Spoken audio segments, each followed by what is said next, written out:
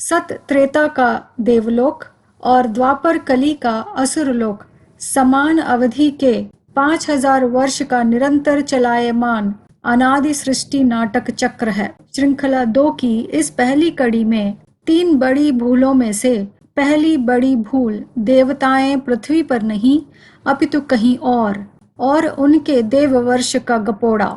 श्रृंखला 1 की पहली 10 कड़ियों में हम इन 6 रंगों को उपयुक्त प्रवाह में स्थापित करते आए हैं। अतः अब से इन 6 रंगों का उपयोग शब्दों का गुह्यार्थ उभारने के लिए स्थायी रूप से प्रत्येक कड़ी एवं श्रृंखला में करते रहेंगे। अतः दर्शक कृपया इन रंगों की परिभाषा स्मरण में रखें। इनमें से हरा रंग, जो अर्ध चंद्रमा से उपमान्वित एक प्रमुख व्यक्तित्व के लिए है, उसकी जानकारी श्रृंखला 3 में विश्व प्रमाणों द्वारा दी गई है। श्रृंखला 1 की पहली 10 कड़ियों में गीता के द्वारा एवं 7 कड़ियों में बाइबल, कुरान, वेद, मनुस्मृति और गुरु ग्रंथ साहिब द्वारा प्रमाणित किया कि इसी पृथ्वी पर ही 2 प्रकार की प्राणियों की सृष्टि होती है, देवताओं का देवलोक और असुरों का असुरलोक। देवलोक में मनुष्यों की यह गुण संपत्तियां होती हैं, अतः वे मनुष्य नहीं अपितु देवी देवता कहलाते हैं। और दूसरी प्राणियों की सृष्टि है नर्क अथवा असुरलोक, जहाँ सभी मनुष्यों के विचारों के सुर एक दूसरे से टकराते रहते हैं आसुरी गुण संपत्तियों के कारण। देवलोक में मनुष्य दैवी, दिव्य, सुगुण संपत्तियों से सुसज्जित, बुद्धिमान, शिक्षित आर्य कहलाते हैं। देवी देवताओं की आत्मा या मन बुद्धि देह पर राजाई करती है, अतः स्वतंत्र है। आसुरी गुण राक्षसी अवगुण, मत भेद, विचारों का टकराव वाली संपत्तियों से जन्म लेने वालों के असुरलोक के मनुष्यों के गुण हैं। असुरलोक में आत्मा, मन बुद्धि देह की दासी है, परतंत्र है। देव और असुर दोनों ही मनुष्य हैं। सभी धर्मों के सभी धार्मिक विद्वानों की व्याख्या रही है कि स्वर्ग और नर्क किसी अन्य काल्पनिक दुनिया में कहीं और हैं। इस भ्रम ने दैवी या दिव्य वर्षों की काल्पनिक अवधारणा को जन्म दिया। इस टेबल में 360 अंक पर ध्यान केंद्रित करें, जिसे देववत्सर या दिव्य वर्ष कहा गया है, जिसकी परिभाषा दी गई है कि देवों का एक वर्ष मानवों के 360 वर्षों के बराबर है। श्रीमद् भागवतम के इस श्लोक के अनुसार युग की गणना दिव्य वर्षों का आविष्कार कर दिव्य दिन एक मानव वर्ष के बराबर बताया गया है। परिणाम स्वरूप सतयुग की अवधि मनुस्मृति में लिखित 4800 देव वर्षों को 360 से गुणा कर 17,28,000 वर्ष बताया गया है और बाकी तीनों युगों की अवधि इस प्रकार है। ऊपर से मनवंतर की गणना और पुनः 360 से गुणा कर अपरिमित संख्या का उद्बोध किया गया। कल्प की अवधि के विषय में पृथ्वी पर ही समान अवधि के 2 भिन्न समयों में धर्मी और अधर्मी मनुष्य होते हैं। धर्मी मनुष्य देव माना आर्य हैं, अतः देव वर्ष की अवधारणा अर्थहीन और भयंकर भूल है। चलिए अतिरिक्त प्रमाणों द्वारा विश्लेषण करें। मनुस्मृति में भी अध्याय 1 में इन श्लोकों में युग की अवधि के विषय में कुछ इसी प्रकार की गणनाएं हैं, परंतु गीता और वेदों में नहीं। अतः हम सबको निम्नलिखित बिंदुओं पर विचार विमर्श करने की आवश्यकता है।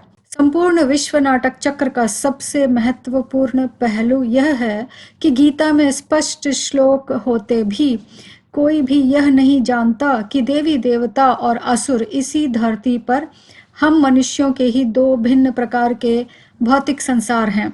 दूसरा पहलू, संसार में वर्तमान स्थिति। श्रृंखला 1 की 3, 4, 5 कड़ियों में प्रस्तुत गीता श्लोकों के आधार पर हम देख सकते हैं कि जो आसुरी प्रवृत्तियां अधर्म की परिभाषा दी गई है वो वर्तमान संसार में उपस्थित हैं, जिसे ही सर्वधर्म शास्त्रों में रात्रि रूपी घोर अज्ञान अंधकार कहा गया है।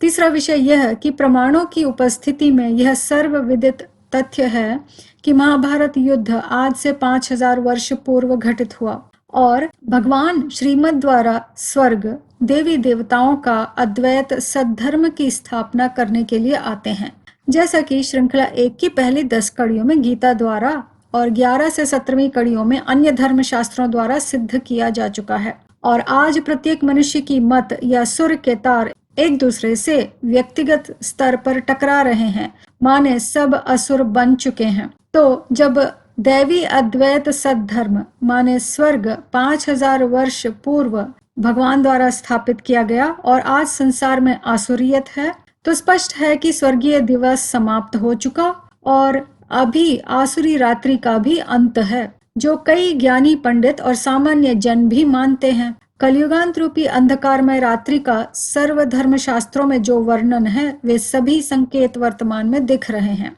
अतः जब हम मूल विषय प्रमाण पूर्वक समझ जाते हैं कि मनुष्य ही 16 कला देवता आर्य बनते हैं, वे ही कलाहीन असुर भी बनते हैं, जैसे कि गीता अध्याय 18 में 40वें श्लोक में कहा गया है, तो हम विचार कर सकते हैं कि गुणों के अंतर से पृथ्वी पर समय चक्र कैसे देव वर्ष और मनुष्य वर्ष में परिवर्तित हो जाएगा।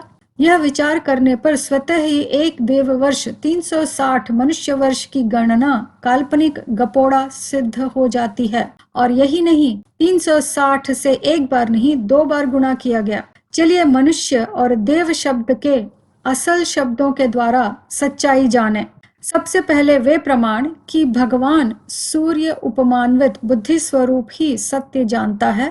संबंधित यहूदी ग्रंथ तनख का वाक्य संक्षेप में कहता है कि अंत समय तक शब्दों को रहस्यपूर्ण रखो, उनके अर्थों को बंद रखो। जब यहोवा आएगा तभी उसका अनुसरण करने वालों की ही बुद्धि खुलेगी। जैसे कि गीता में ज्ञान चक्षु देने की बात करते हैं भगवान, और इन श्लोकों में भगवान स्पष्ट रूप में कहते हैं कि तीनों कालों का ज्ञान का जानकार केवल मैं हूँ, जिन्हें ही वेद माने जानकारी कहा गया है। अतः संपूर्ण जानकारी या ज्ञानकारी का भंडार या वेदवित मैं हूँ, और मैं अधर्म की चरम सीमा पर ही धर्म की स्थापना करने आता हूँ। माने अज्ञान अंधकार रात्रि की चरम सीमा पर ही प्रकाशमय दिन की शुरुआत करने मैं आता हूँ। मनुस्मृति के इस श्लोक में एक शब्द का उपयोग किया गया है। जिन्होंने श्रृंखला 1 की पहली 10 कड़ियां देखी हैं, उन्हें यह मनुस्मृति का श्लोक समझने में सरलता होगी। वैसे हमारे स्थायी रंगों का हाईलाइट भी समझने में सहायक है। हम यहाँ पर मानुष और दैवी शब्दों का विश्लेषण करेंगे। श्लोक का दूसरा चरण कहता है, रात्रि में सोते हैं सब और दिन कर्मों की चेष्टा से होता है। और गीता में स्पष्ट लिखा है कि यज्ञ माने ज्ञान यज्ञ कर्म के अलावा सब कर्म बंधन युक्त हैं। अर्थात ज्ञान यज्ञ कर्म कर मानुष पुनः देव बनते हैं। मानुष शब्द के अर्थ से इस अंतिम वाक्य का रहस्य सामने आएगा। इस मनुस्मृति के श्लोक में उपयोग किए गए मानुष शब्द को गीता में उपयुक्त मानुषी शब्द कहा गया है। जैसे कि गीता के अध्याय 9 में 11वें श्लोक में भगवान ने कहा कि मैं एक मानुषी तन का आश्रय लेता हूँ।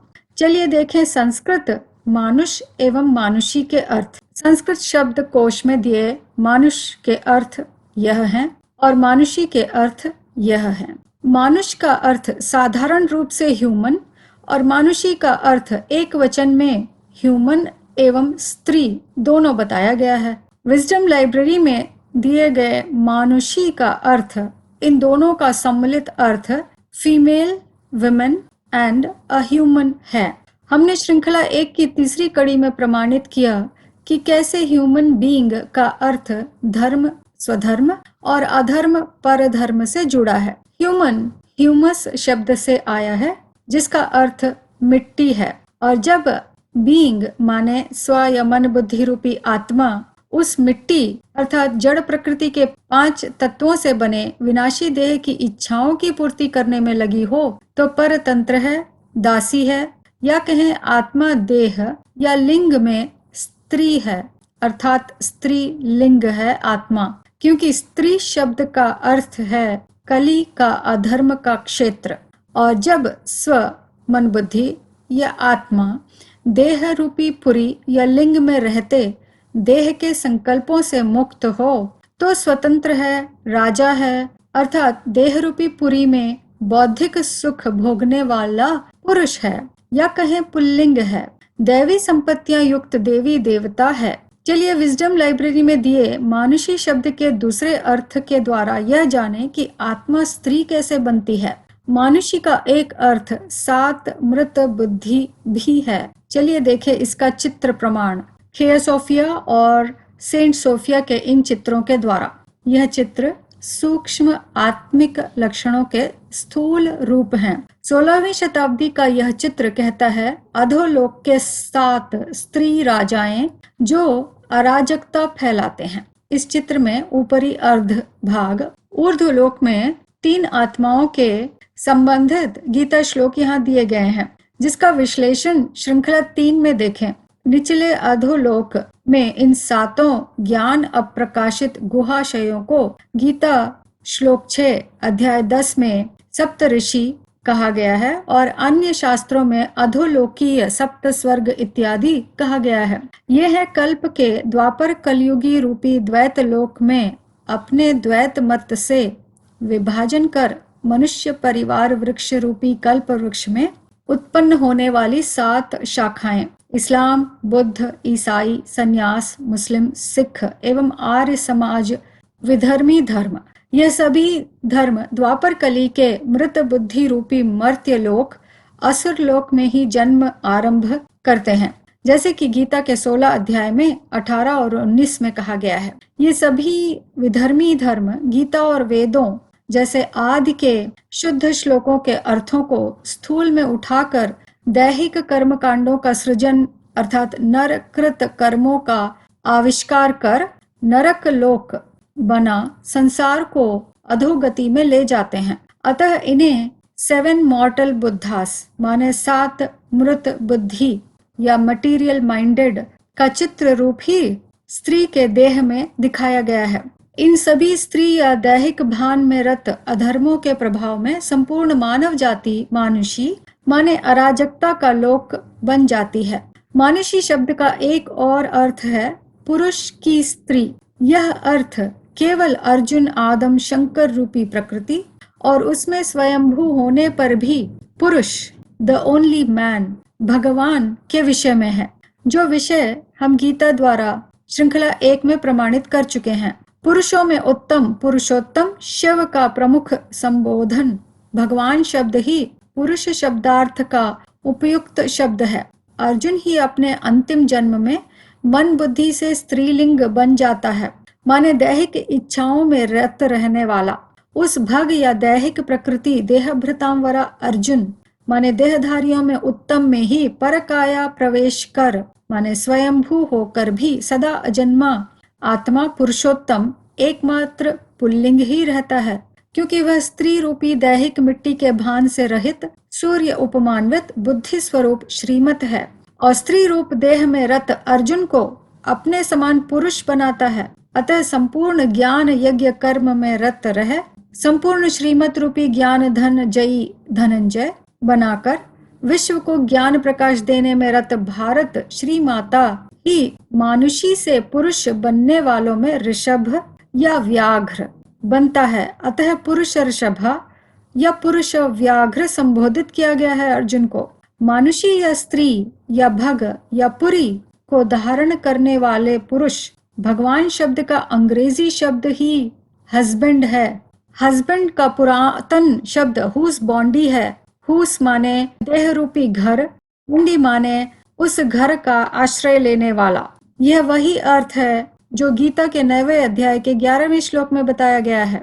अर्थात आत्मा या मन बुद्धि जब पराये विनाशी देह की दासी है तो स्त्री है, और मन बुद्धि जब स्व में रत है तो देह पर राजाई करती है तो स्वधर्मी पुरुष है। स्वधर्म में दैवी संपत्तियां युक्त और पर धर्म में आसुरी संपत्तियां युक्त होते हैं हम आत्माएं। अतः हम ही देव हैं, हम ही मानुषी हैं, किंतु हम सब मानुषियों में एक ही संपूर्ण पुरुष या संपूर्ण देव बनता है, जिसका नाम ही शिव के साथ जोड़ शिव शंकर कहा जाता है। इस परमपिता और जगत पिता का संयुक्त रूप ही यह वर्जिन सोफिया का चित्र है, जिसे इग्निस डिविनस भी कहा जाता है, माने दिव्य अग्नि। उसके दैहिक रथ भग प्रकृति देहभृतांवरा अग्नि में स्वयंभू सूर्य उपमान्वित बुद्धि स्वरूप शिव श्रीमत को देखें। वर्जन शब्द वर्ग का मूल संस्कृत शब्द भग है।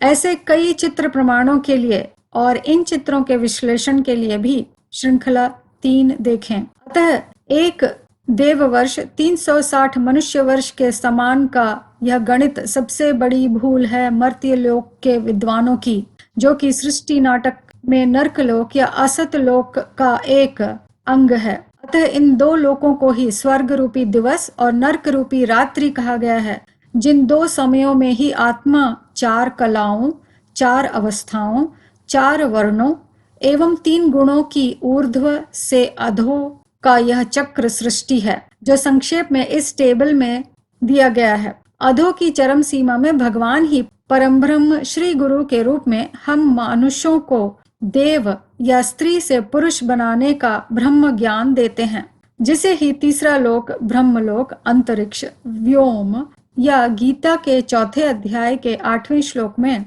युगे युगे कहा गया है, जिसका अर्थ भी मर्त्यलोक के विद्वानों ने असत्य बताया है। और सत्य अर्थ जानने के लिए आगे की कड़ियों को देखें।